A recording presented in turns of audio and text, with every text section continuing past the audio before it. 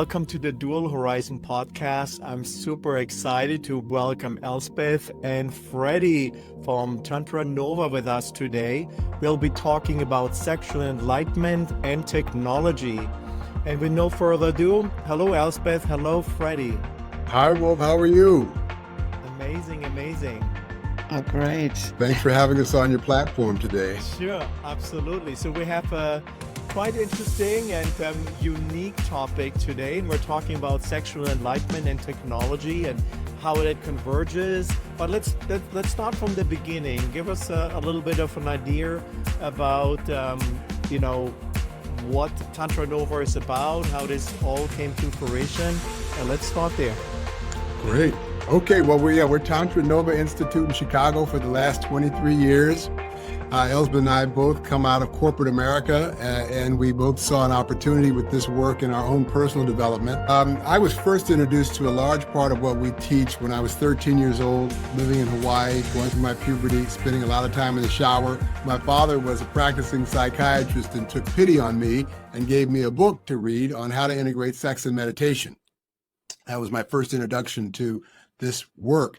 But what was interesting, I loved it, my girlfriend loved it, but more than that, I had this idea, this dream, this hope, this deep desire to go on to college on athletic scholarship. But living in Hawaii at the time, didn't think I would get the training or the recognition. It was a belief, because I did go on to college on athletic scholarship. And I did all the things that you would do to do that, going to clinics and practicing and playing on teams, but it was with ease, grace, and flow, without resistance or some ambivalence that it couldn't happen. I was in the software business for a long time in San Francisco. When I first started, it was great and exciting. But after about 10 years, it was just a job. And I had continued to do these practices in my own personal development and go to workshops and read books and apply these principles in my personal relationships. So something was missing, engagement in my life and happiness. So there was an opportunity in Chicago. They hired me, moved me to Chicago. That was 23 years ago. And I was single at the time, online, looking for Shakti, a female Tantra partner. And Elsbeth's profile showed up, and she was on her own Tantric journey, which she'll tell you about. Anyway, we met, and almost 6 months to the day, we transcended what I call a romantic drama, and we created this work, Tantra Nova, which is really sharing with people practices and principles to begin to shift what they believe is possible. Not what they want or conceive or hope could happen, but really starting to believe and move and create that being so. And these are the energetic practices. The yoga was one of the original yogas of the energetic body. Tantra, yeah, Tantra was. What did I say? Yoga? Yeah, yoga. So yoga. So yoga, energetic yoga is Tantra. And Hatha yoga is physical form yoga. So energy, it's all energy, and our thoughts are energy. So we can really learn how to shift that energy and really create more with ease, grace, and flow, what we want. And we'll get into that. Yeah. All right, And awesome. And what about you, Elsbeth? yes, that leads me to the question, or what you brought up in terms of the topic, sexual enlightenment. Words that are really in a juxtaposition. Sexual and enlightenment, usually we don't hear them together. It's like the sexual part belongs into the bedroom, the enlightenment, the spiritual part belongs in the church or the synagogue or the mosque or the temple. So we are not saying to change anything there. However, what we are saying is to consider this being, this body, as a temple that we can inhabit and that we can engage with in a way where we come to integration of the sexual and the spiritual.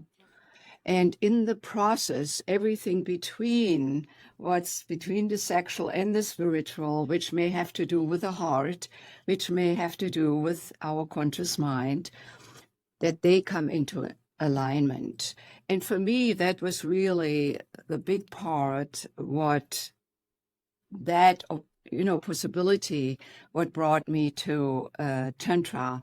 Unlike Freddie, who learned about it in his teens, I didn't come to Tantra until I'd hit 50. And it came really out of a despair around intimate relationship, because I had this pattern of attracting unavailable men. And while that was exciting, most of the time I was alone. And it hit me one day watching this trajectory, if I were not going to change that unavailability pattern, that I would end up without lasting intimacy in my life, for the rest of my being on this planet. And I didn't want to settle for that. And that was the entry for me to start practicing Tantra as a discipline, not just reading a book here and there, immersing myself. And what I discovered was that I had held distrust towards men. And I didn't know that. I didn't run around like a distrusting bitch, I was charming, I was inviting. However, underneath, like in the subconscious, there was something that wasn't resolved for me. And no wonder when we don't fully trust, we are actually not available. While I thought the guys were not available, and while I looked very available at the outside, at the inside I wasn't. And through the tantric practice, there are rituals, very particular rituals. One is dedicated to the woman, where the woman is the receiver, and the partner could be her male partner, or it could be in same-sex couples, or transgender couples, or bisexual couples. So the partner is the giver, and the woman, the one with the yoni, the one with the sexual center, female sexual center, is the receiver. And that was the practice that really opened up a lot for me.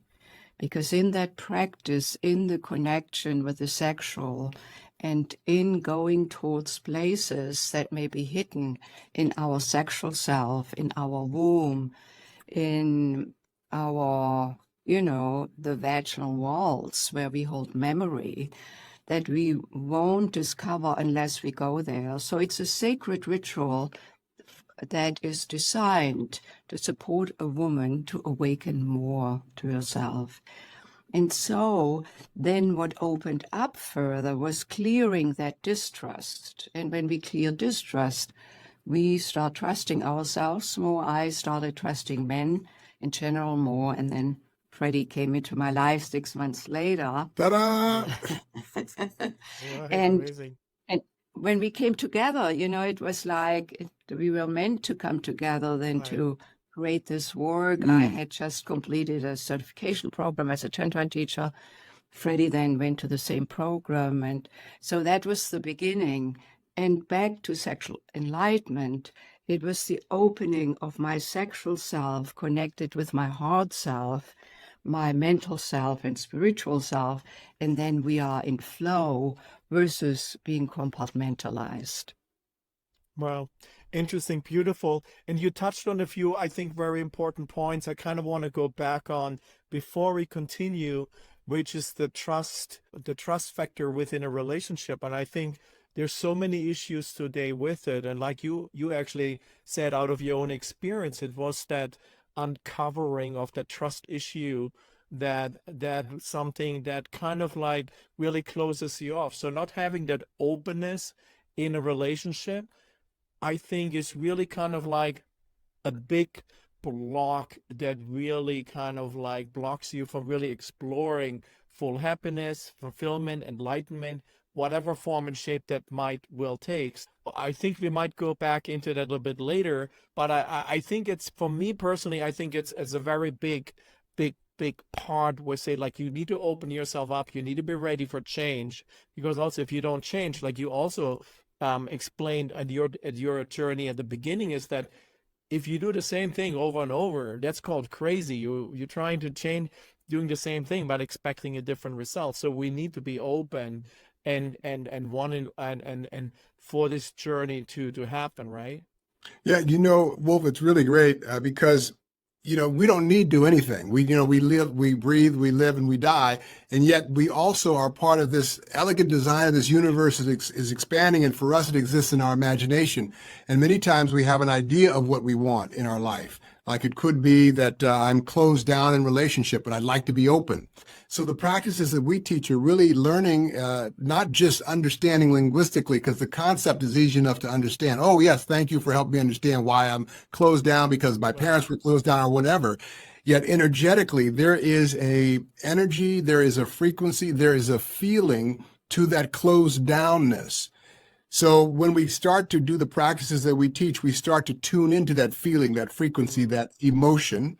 And then in watching and being a curious witness of ourselves, we can get some distance from that. So what you're using, and the way we get to that is really working with sexual energy, because the thing that's unique about that, Wolf, is that when we're in our sexual energy, whether we're doing just having fun with ourselves or each other, in a meditative state, we're either way, we're more open, loving, vulnerable, receptive. So emotionally we're shifted. Chemically, more endorphin, serotonin, oxytocin, the feel-good hormones. So chemically, emotionally, or physically, we're in a state of ease.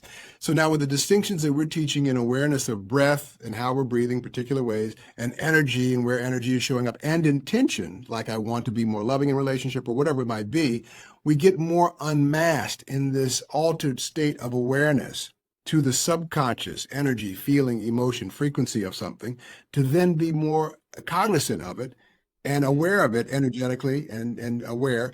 We can start to, with ease, grace, and flow, move towards that thing we're wanting to get to, as opposed to just analytically understanding it. We're actually listening and shifting it energetically. Right. And that brings us to my question of, so how do we use Tantra and Tantric intimacy to really help us with maybe in synergy of body, mind, and spirit? Yes.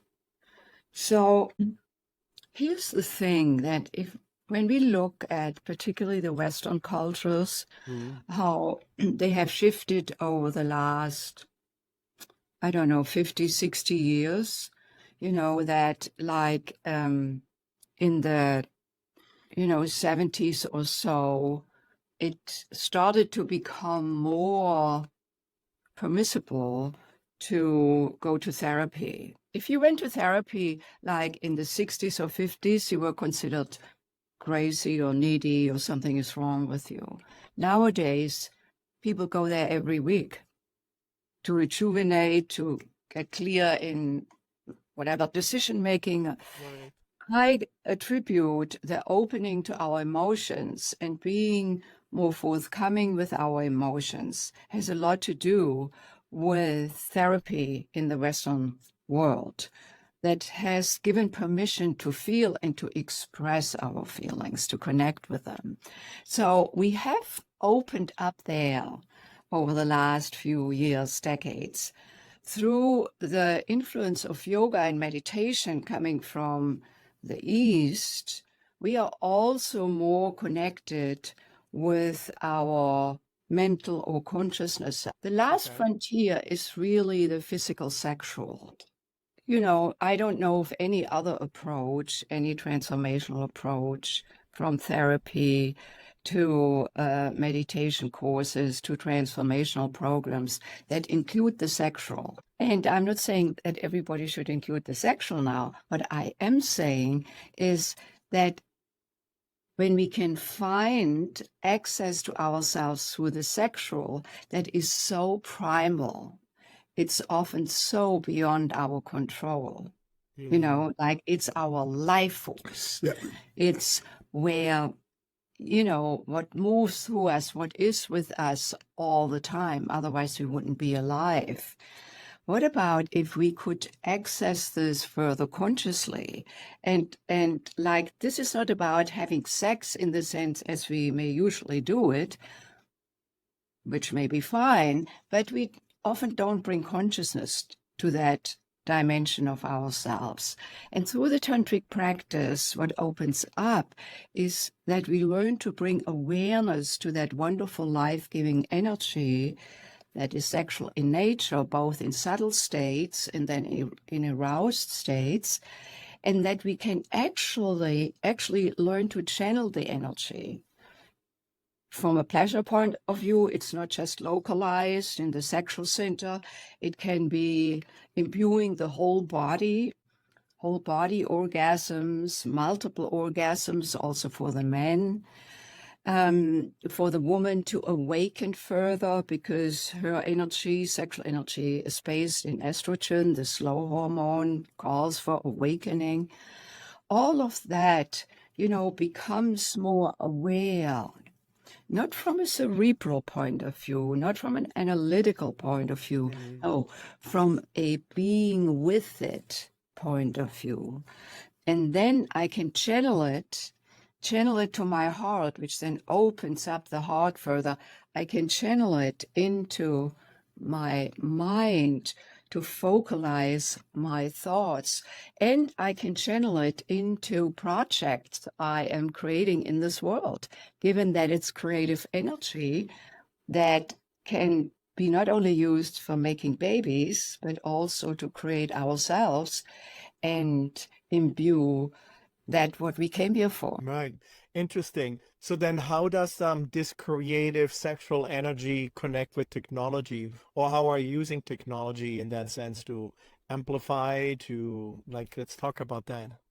Yeah, well, I want to say that, it's all connected, the unified field. And so what's coming through with technology is what we are. So when you think about how we transmit radio waves or how we transmit computer information across invisible air, and we think about ourselves as we're a part of that same system, and that we have forgotten, or we discount our capacity to listen energetically, or intuitively, our intuition. We have stopped listening to our intuitive selves.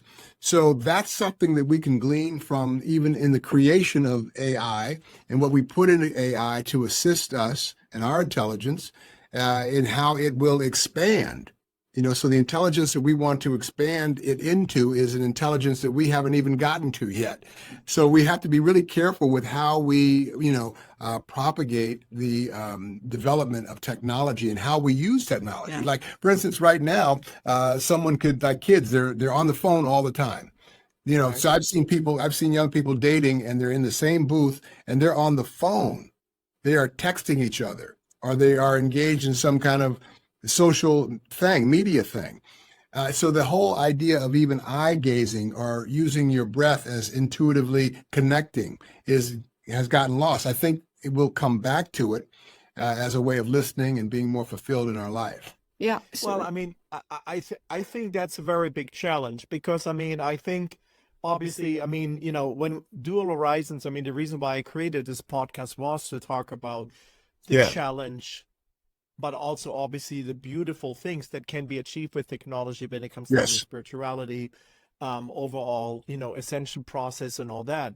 But on the other hand, with technology and advancements that are coming, as we've seen obviously over the last 20 years, there can be and is a very big disconnect between intersocial connectivity between people, all that stuff. And like what you said, like, people literally communicating, even though they're in within 1 meter of space, still on their mobile phone. So I think what you're teaching then is really kind of like a wake-up call to some extent, saying, look, I mean, there are ways that we do need to stay connected, that we should stay connected to really benefit from that intimacy, that what you're teaching can take on obviously many different forms and then create a beautiful new energy of living. Yes. Integrate the all. So I want to say something that technology is a means to an end. And technology is the means through which we can communicate. So it's not the technology, it's how we infuse the technology with our awareness. Yes. And I Right. would say it's actually, when couples come to us and they are in a place where they miss intimate connection and they sleep in the same bed every night without a phone and they don't feel connected. It's not if we are physically in the same space or if we are in different physical spaces and then through technology, it's the spirit, so to speak. So the same thing occurs even with people who live in the same physical space. How do we connect? Technology then can fully embellish this, just like look at us here talking right now about sexual intimacy via this technology that was not available 50 years ago. So technology is not all bad. There's a lot of good, but I think it's Right. important for us to No, be it's cognizant. actually phenomenal. Technology is phenomenal. Yeah, it's important for us to keep building in the humanistic aspects of how we want to use the technology. Yeah, it's who are we behind it. And so if there are two teenagers that are in the same space texting, they could do this. And then if they came here, we used to have a youth program of teenagers, and they just open up to this kind of work like this. They are They much welcome more, it. So more connected to it than many adults because Wow. they are not so overloaded yet Yeah. by all these stories and, old whatever. experiences and so on. all the Right. exactly all the whatever Yeah. bad experiences or something. Right. So too, because behind all of it, Wolf, is the willingness to reveal myself, Become reveal vulnerable, my right? right. Yes. And if I'm in the same room with Freddie, or if he is at the West Coast visiting his mom, it's the connection, like heart-to-heart connection, is available anywhere. Freddie and I don't have to be in the same space, because it's heart energy, it's frequency, just like cell phone frequencies that are available anywhere in the world. So when we bring awareness and focus to the heart, to the love energy, I can dial into Freddie wherever if he is, because we have this kind of a computer in our mind that has tremendous capacities to focus, to focalize, and then connecting with the heart energy, I can just This is what we're getting at in terms of like technology. We are technology. We just haven't begun to learn or believe that we could develop telekinesis, the capacity to move things with our thoughts, or telepathic communication, being able to communicate without words. These are, there was a time when, Wolf, on the planet, it was magical if you could write a hieroglyph without speaking to someone and communicate to them to go get the corn. So if you came across a group of people that didn't know the hieroglyphs or know about it, you could say, I'm a magic magician and I'm God. Watch this. I'm going to tell this person to go get the corn without speaking to them. And you write on the piece of paper, go get the corn. And they get the paper, they go get the corn. Oh my God, he's a God.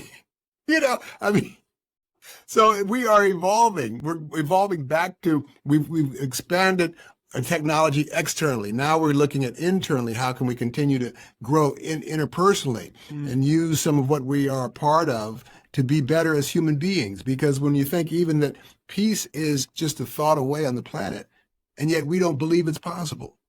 Right, exactly. And then I believe that obviously since 2012, we're like in a big shift from a conscious awakening perspective on a global level. I think we're still, several years in going with some turmoil coming. I mean, that's my personal belief, but I think that, I can see that there's a strong likelihood, and I'm trying to always think positive, that we are able to create literally paradise on earth. Now, it might take another 100 or 200 years, obviously, for multiple generations to evolve from that level. But I agree with you from that level where, that when we are actually free to free ourselves from having to work and being labeled by, oh, what do you do? By saying, oh, I'm a carpenter, I'm an attorney, I'm this. Like, what is that? That doesn't, in a way, make sense on the bigger, more spiritual level, right? Yes. So I'm thinking so we are able, I think, to go somewhere. And the technology that we're using right now, what's coming to the forefront, I think, is helping us to achieve that. On the other hand, there's a challenge to stay true to our true essence, which is living this human experience with awareness, with consciousness that's, in my opinion, obviously connected to everything and everywhere all the time and forever. And being aware of that, and then really having the ability, what you're saying is really tapping into that energy, creating that awareness that allows us to tap into that life force and become more enlightened, And we all are playing a role in it. It's like we all, like, you think globally, but act locally. So what are we doing in our lives to bring that forward? It's kind of like Gandhi said, so be the change that we want in the world. And it's moment by moment, place by place. And so that's how we're living. That's how we should keep changing the world. Yeah, let's Right. go back to the tantric aspect in all of this. Okay. Because the beauty, when you bring up technology and sexual enlightenment and the human experience, because in the end, no matter if I'm 18 years old on my phone all the time, I have a human experience, unique to me. And just like a middle-aged couple has their human experience based on their history, where they are now in life, may be quite different than the 18-year-old, but all of us have this human experience. And then, so the opportunity to enlighten, like to embellish this human experience. And I think in the end, all humans yearn for love. That is Mm. the clue. That is, for me, love is life and life is love. They are not, it's the same.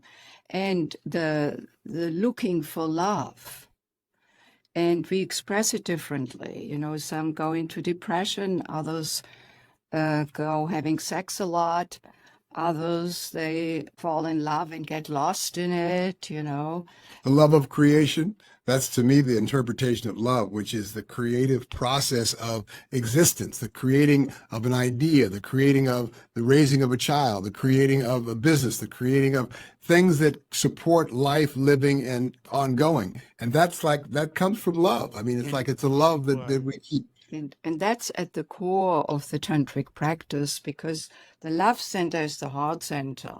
There is the sexual center at the bottom, and then the spiritual center at the top. And all energy within a human being moves along the spine. So the interconnection of the sexual with the love center, with the spiritual center, is then to be further explored into, which means exploring further into ourselves and coming to harmony, because disharmony, incoherence, suffering arises from that disconnect, like the separation of the sexual, the earth, our earthly being from the spiritual and the heavenly being. No, we are always that at the same time. And then there is this beautiful love center where reconciliation resides. The heart doesn't argue.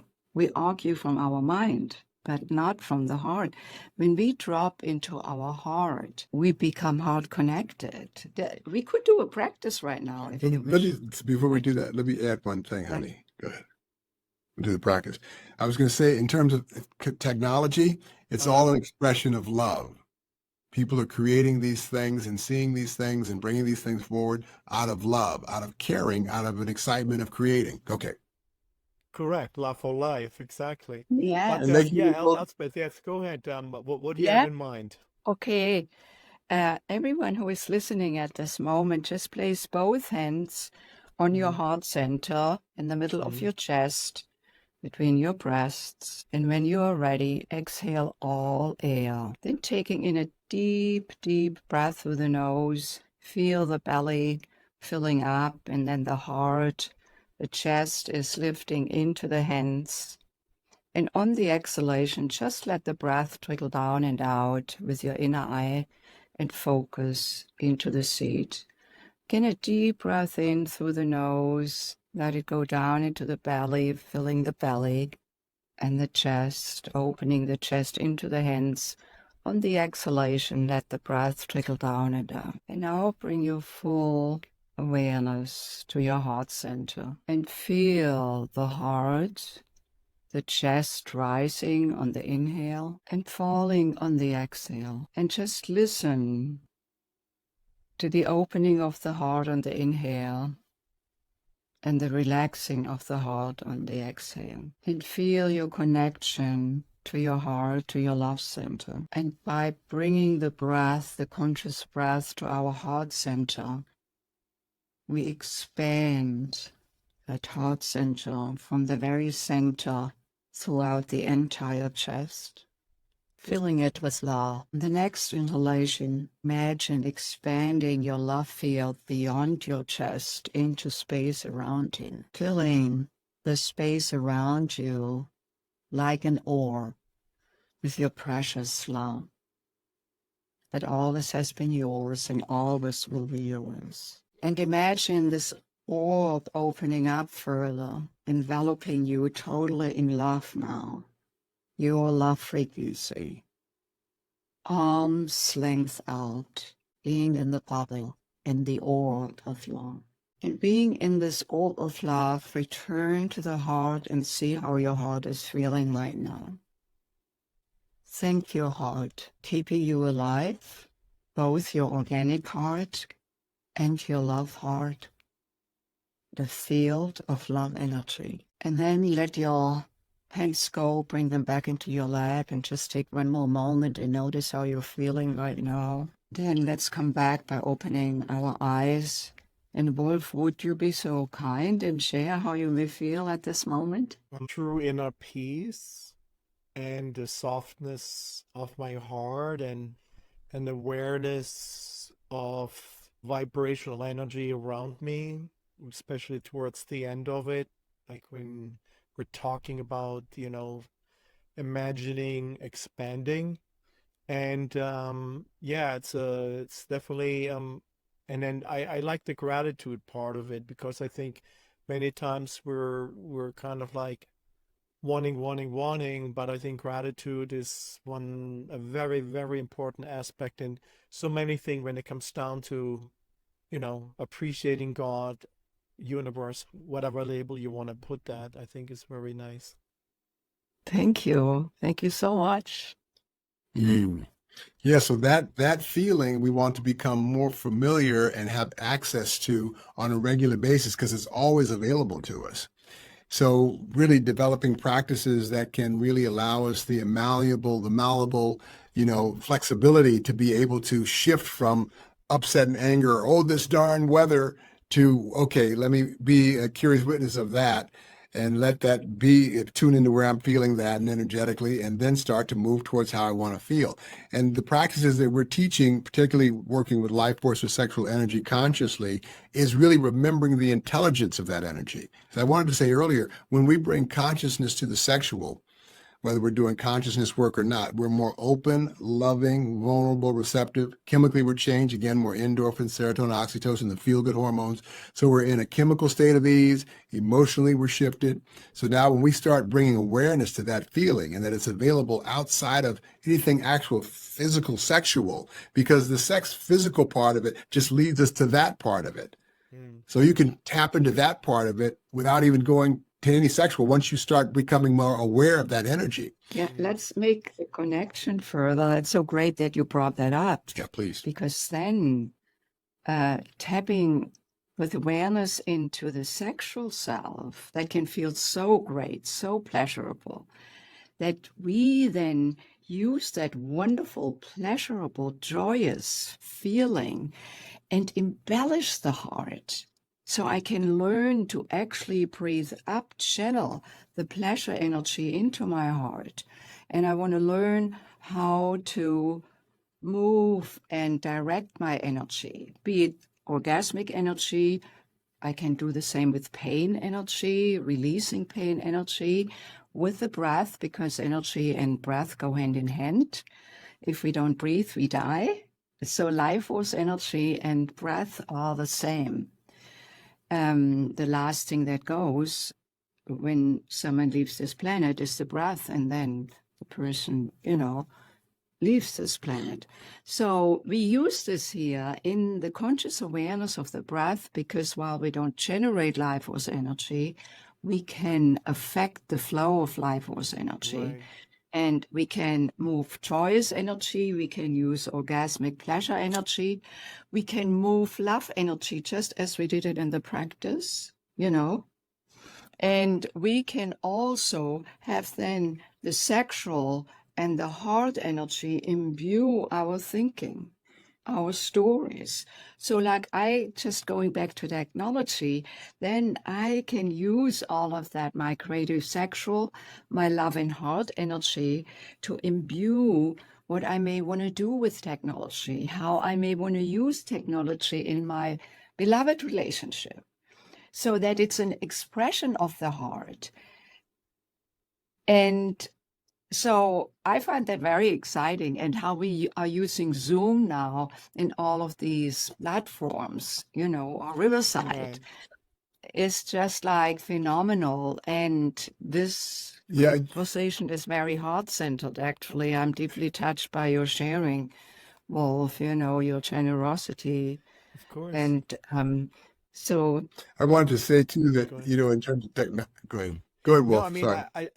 I want to make sure we're also talking about your program, because I want to make sure that people have a little bit of an understanding. So, obviously finish what you want to say, Freddie, but let's talk about a little bit on what TantraNova.com offers, like what kind of programs you have. I know you also do one-on-ones. You're not just working with couple, so I don't want to discourage any individual listener here. Oh, that's not for me. I would assume it's absolutely for you as well. So definitely don't forget to give us a little bit of an idea about yes, your program. right. Do you want to first? Well, I was going to, in terms of technology and pornography, right now with pornography, people are kind of gorging themselves and, overindulging with a lusting selfishness. A good thing, too, is about this, though, that women are uncovering what their sexuality is. Because for so many years or millennia, for the woman, the sexual has been so repressed that a lot of women don't even know they can have an orgasm. But now it's on the internet, and women can safely explore and see and even share themselves without risk of, going to jail or being physically harmed. Now, I think that what's going to happen is it's going to get to a point where we've had so much of just lusting with it. Now it's like, what else can we do with the sexual energy? Oh, we can meditate with it. So it's like it's slowly setting up the consciousness to start using this energy in a new way. But that's what I Hmm. wanted to add. Okay. Yeah, All right, about our cool. programs. Yeah. Yes. So what about the programs? Yeah, so I came to Tantra as a single person because I was in this despaired mode I Right. shared about earlier with the unavailable pattern. And I knew there was something in the way for me, but I didn't know what it was. So I worked with practice partners. And so in our workshops, couples and singles come. And we have a co-ed workshop, a foundations workshop, and then an advanced workshop. In the foundations workshop, we really teach practices and principles around how to create emotional intimacy consciously. Because if we don't go deeper in the emotional connection with self and then with another, there is actually no sexual intimacy. Now, that doesn't mean that we couldn't have sex, but that doesn't mean that it's intimate. Hmm. The two bodies can be together, and it's nothing good or bad or right or wrong about it. It's just, in my eyes, the first level of that kind of interaction. So yes, all singles are invited. If you are ready, if you want to shift your trajectory in terms of your intimacy, if you want to bring a beloved into your life, or if you are curious about how to use your creative life force energy, your sexual energy, to imbue your physical health, your emotional and mental well-being, and bring this into your life, and into your work, into your projects, of course. And then couples, of course, many couples come to us. They want to rekindle the spark, so to speak. Some couples are deeply in love with each other. They say we are ready to expand into new realms, see new possibilities for themselves, no matter they may be in their 30s or, baby boomers of any age, that's possible. And then Freddie also teaches a men's workshop, which is called Men, Sex, and Power. You want to share a little bit? Yeah. So, there's familiarity and a similarity to men and women, yet men sort of approach the sexual and where it leads us differently. For us guys, being raised and so on, we're kind of appropriated two emotions to show, and that's fucking or fighting, excuse the French. So, but yet love and intimacy and tenderness and nurturing is something that we are kind of taught that it's not okay to show your cards. Keep it close to your vest, be stoic. So all those emotions we aren't, accustomed to allowing to ourselves to feel, though we do feel them, we keep them in. So when we start with working in the men's workshop, the first part for men is first an emotional awareness practice where we start to play with experience different types of emotions. And then there is a lot of other active and passive processes that are shared. There's group drumming. One of the big pieces is between the first day and the second day, you're taught a self-love practice. So it's not just masturbation. It's really learning how to separate ejaculation from orgasm. Now, there's no nudity or intimate touching between people. This is something that's assigned and shown with puppets in the classes, and then you do it as a personal practice at home between the first and second day.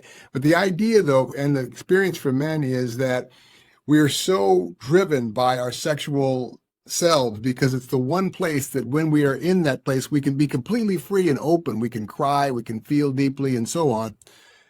Yet there's a verklemптness in terms of our capacity to be conscious in that state. So in learning to separate ejaculation from orgasm, men become conscious of not just the physicality of how to do that, but the emotional attachments that we have and the unconsciousness around our sexual selves: love, shame, guilt, fear, possessiveness, jealousy, all of these things. It's loaded.